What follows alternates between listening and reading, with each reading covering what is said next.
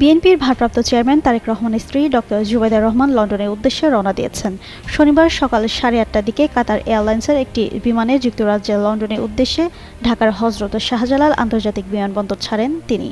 এদিকে হাসপাতালে চিকিৎসাধীন বিএনপি চেয়ারপারসন খালেদা জিয়ার শারীরিক অবস্থা কয়েকদিনের তুলনায় আরও বেশি উন্নত হয়েছে বলে জানিয়েছেন চিকিৎসক। শুক্রবার বিকেলে এক সংবাদ সম্মেলনে বিএনপির চেয়ারপারসনের ব্যক্তিগত চিকিৎসক ও দলের স্থায়ী কমিটির সদস্য অধ্যাপক ডক্টর এজেড জাহিদ হোসেন এ তথ্য জানান। তিনি খালেদা জিয়ার শারীরিক অবস্থার উন্নতির চিত্র তুলে ধরে বলেন, শারীরিক অবস্থা আগের চেয়ে উন্নতি হচ্ছে।